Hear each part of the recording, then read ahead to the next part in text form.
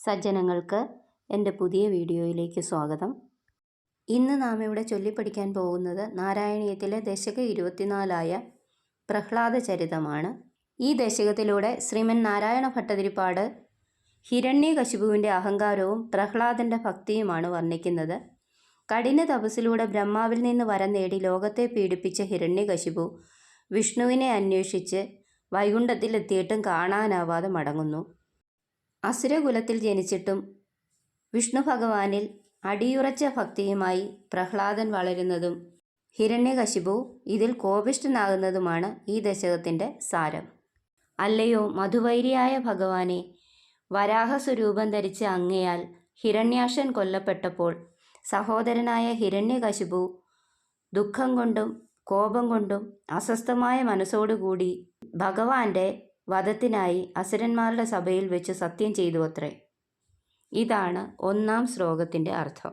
അവനാകട്ടെ ഉഗ്രമായ തപസ് ചെയ്തിട്ട് വളരെ താമസിയാതെ തന്നെ ബ്രഹ്മദേവനെ പ്രത്യക്ഷനാക്കി ദേവ മനുഷ്യ മൃഗാദികളാൽ കൊല്ലപ്പെടരുതെന്ന വരത്തെ ലഭിച്ച് അഹങ്കാരത്തോടു കൂടിയവനായി അങ്ങയുടെ രക്ഷയിലിരിക്കുന്ന ഈ ലോകത്തെ പീഡിപ്പിച്ചുകൊണ്ട് അങ്ങയെ വകവയ്ക്കാതെ ഇന്ദ്രനിൽ നിന്ന് സ്വർഗത്തെ അപഹരിച്ചു.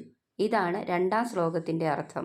പിന്നീട് അങ്ങയെ വധിക്കാനായി അങ്ങയുടെ സ്ഥാനമായി വൈകുണ്ഠത്തിൽ എത്തിച്ചേർന്ന ബാഹ്യദൃഷ്ടി മാത്രമുള്ളവനായ ആ ശത്രുവിൻ്റെ ഹൃദയത്തിൽ തന്നെ സൂക്ഷ്മ ശരീരത്തോടുകൂടി അങ്ങ് മറഞ്ഞിരുന്നു. അവനാകട്ടെ ഉറക്കെ ഗർജിച്ചുകൊണ്ട് ആ വൈകുണ്ഠത്തിലെ മറ്റെല്ലാ ലോകങ്ങളിലും അങ്ങയെ അന്വേഷിച്ച് പേടിച്ച് ഓടിപ്പോയവനായി കരുതി ജയിച്ചു എന്നഭിമാനിച്ച് മടങ്ങിപ്പോന്നു. ഇതാണ് 3-ാം ശ്ലോകത്തിൻ്റെ അർത്ഥം. അനന്തരം ഗർഭത്തിൽ വസിക്കുമ്പോൾ തന്നെ വീണാധാരിയായ നാരദ മഹർഷിയിൽ നിന്ന് ഭഗവത് ഭക്തി മഹാത്മ്യം അറിഞ്ഞവനായ പ്രഹ്ലാദൻ ഇവൻ്റെ പുത്രനായി പിറന്നു. അവനാകട്ടെ ജാതിയിൽ അസുരനും ശിശുവുമായിരുന്നിട്ടും അങ്ങയിൽ ആസക്തിയോടുകൂടിയവനായിട്ട് അല്ലയോ ഭഗവാനെ, അങ്ങയുടെ ഭക്തന്മാരിൽ ഉത്തമമായ ഉദാഹരണമായി മാറി. ഇതാണ് 4-ാം ശ്ലോകത്തിൻ്റെ അർത്ഥം. ദുഷ്ടബുദ്ധിയായ ആ ഹിരണ്യകശിപു ദേവവൈരികളായ അസുരന്മാർക്ക് പരിഹാസയോഗ്യരായ അങ്ങയുടെ ഗുരുജനങ്ങളെ കൊണ്ട് ഇവനെ വളരെക്കാലം വിദ്യ അഭ്യസിപ്പിച്ചു. ഇവനാകട്ടെ ഇതും നല്ലതിനല്ല തീർച്ച തന്നെ എന്നിങ്ങനെ ഗുരുജനങ്ങളുടെ ഉപദേശം മുഴുവൻ തള്ളിക്കളഞ്ഞ് അങ്ങയിൽ ഭക്തിയുള്ളവനായി വളർന്നു വന്നു. ഇതാണ് 5-ാം ശ്ലോകത്തിൻ്റെ അർത്ഥം.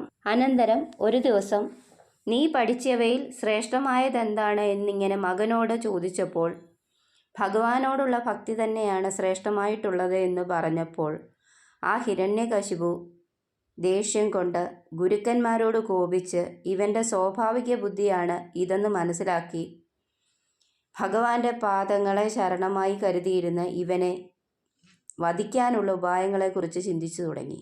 ഇതാണ് 6-ാം ശ്ലോകത്തിൻ്റെ അർത്ഥം.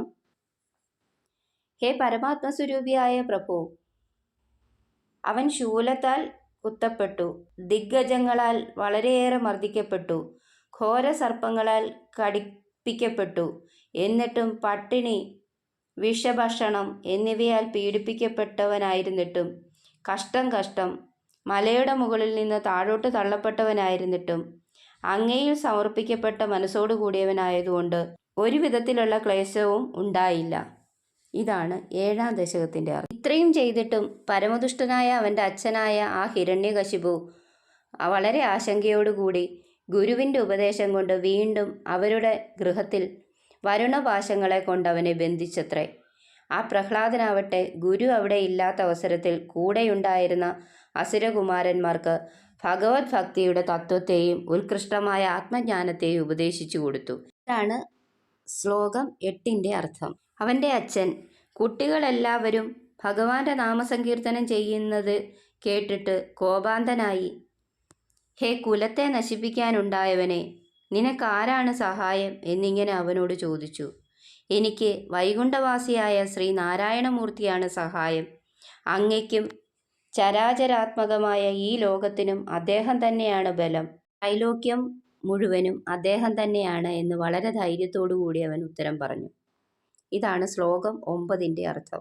പ്രഹ്ലാദന്റെ മറുപടി കേട്ട് കോപിഷ്ഠനായ ഹിരണ്യകശിപു കയ്യിലിരുന്ന വാൾ ഇളക്കിക്കൊണ്ട് ലോകങ്ങൾക്കെല്ലാം ആത്മസ്വരൂപിയായിരിക്കുന്ന ആ വിഷ്ണു എവിടെ, അവൻ എവിടെ എന്ന് അലറിക്കൊണ്ട് മുന്നിലുള്ള തൂണിനെ ആഞ്ഞുവെട്ടി. ഹേ സർവവ്യാപിയായ ഭഗവാനെ, ഇതിനപ്പുറം പെട്ടെന്ന് പറയുന്നതിന് ഞാൻ ശക്തനല്ല. ഹേ കൃപാനിധേ, വിശ്വമൂർത്തേ, ഗുരുവായൂരപ്പ, എന്നെ കാത്തരുളേണമേ എന്നാണ് ദശകം 10 ശ്രീമൻ നാരായണ ഭട്ടതിരി അപേക്ഷിക്കുന്നത്. നമുക്ക് ചൊല്ലിത്തുടങ്ങാം. ഈ 2 ദശകങ്ങളിൽ ഇത്തിരി കട്ടിയായ വാക്കുകളാണ് ഉപയോഗിച്ചിരിക്കുന്നത്. അതുകൊണ്ട് തന്നെ വളരെ ശ്രദ്ധയോടുകൂടി 5-6 തവണ വായിച്ച് കഴിഞ്ഞാൽ മാത്രമേ ഇത് നല്ലതായി പഠിക്കാൻ പറ്റൂ. എല്ലാവരും ശ്രദ്ധിക്കണം. ദശകം 24 പ്രഹ്ലാദ ചരിതം. ഓം നമോ ഭഗവതേ വാസുദേവായ. ഹിരണ്യാക്ഷേ പോത്രി പ്രവരവപുഷാ ദേവഭവതാ ഹതേ ശോകക്രോധ ഗ്ലപിതധൃതിരേതസ്യ സഹജ ഹിരണ്യപ്രാരംഭ കശിപുരമരാരാധി സദസി പ്രതിജ്ഞാമാദേനേ തവ കില വദാർത്ഥം മുരരിപോ വിധാതാരം ഘോരം സഖലു തപസിത്വാനചിരതാ പുരഃസാക്ഷാത് കുർവൻ സുരനരമൃഗാദ്യൈർ അനിധനം വരം ലബ്ധ്വാ തൃപ്തോ ജഗതിഹ ഭവത്നായകമിദം പരിഷുന്ദൻ ഇന്ദ്രാത് അഹരദ ദിവം ത്വാമഗണയൻ നിഹന്തും ത്വാം ഭൂയ സ്തവ പദം അവാപ്ത്യസ്യ ചരിപോർ ബഹിർദൃഷ്ടേരന്തർ ദദിത ഹൃദയേ സൂക്ഷ്മവപുഷാ നദൻ ഉച്ചൈസ്തത്രാപ്യഖില ഭുവനാന്തേ ച മൃഗയൻ ഭിയായാദം മത്വാ സഖലു ജിതകാശീനി വവൃതേ തദോസ്യ പ്രഹ്ലാദ സമജനി സുതോ ഗർഭവസദോ മുനിർവീണാപാണേർ അധിഗത ഭവദ്ഭക്തിമഹിമാ സ വൈ ജാത്യാദൈത്യ ശിശുരഭി സമേത്യ ത്വയിരതി ഗതസ്ത്വത്ഭക്താനാം വരദ പരമോദാഹരണതാം സുരാരീണാഹാസ്യം തവ ചരണദാസ്യം നിജസുതേ സദൃഷ്ട്വാ ദുഷ്ടാത്മാ ഗുരുഭിരശിശിഷ്യച്ചിരമമും ഗുരുപ്രോക്തം ചാസൗ ഇദമിദമഭദ്രായ ദൃഢമിതി അപാകുർവൻ സർവം തവ ചരണഭക്തൈവ വവൃധേ അതീതേഷു ശ്രേഷ്ഠം കിമിതി പരിപൃഷ്ടേതനയേ ഭവദ്ഭക്തിം വര്യാ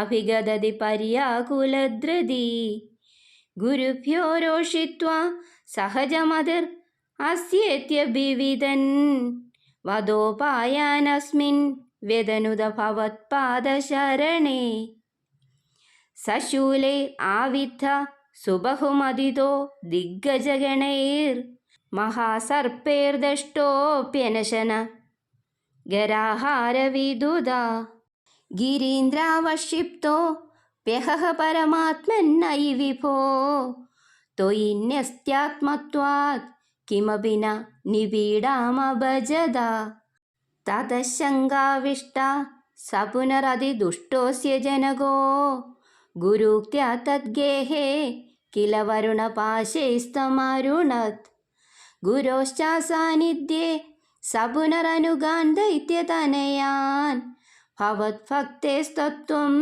പരമമഭിവിജ്ഞാനമശിഷത് പിതാ ശൃണ്വൻ ബാല പ്രകരമഖിലം തുസ്തുതി പരം രുഷാന്തപ്രാഹൈനം കുലഹതകസ്തേ ബലം ഇതി ബലം മേ വൈകുണ്ഠ സ്തവജ ജഗദാഞ്ചാഭിസബലം സ ഏവ ത്രൈലോക്യം സകലമിതി ധീരോയമഗദീത് അരേ കാസോ സകല ജഗദാത്മാ ഹരിരിതി പ്രബിന്ദേ സ്മ സ്തംഭം ചലിതകരവാളോദിതി സുത അധഃ പശ്ചാത് വിഷ്ണോ നഹി വദിതമീശോസ്മി സഹസാ കൃപാത്മൻ വിശ്വാത്മൻ പവനപുരവാസിൻ മൃഡയമാം. ശ്രീ ഹരിയേ നമ. ശ്രീ ഗുരുവായൂരപ്പ ശരണം. വീഡിയോ ഇഷ്ടമായ ലൈക്ക് ചെയ്യാൻ മറക്കരുതേ. അടുത്ത വീഡിയോ ഉടനെ തന്നെ അപ്ലോഡ് ചെയ്യുന്നതായിരിക്കും. പെട്ടെന്ന് കിട്ടാൻ സബ്സ്ക്രൈബ് ചെയ്യാനും മറക്കരുത്.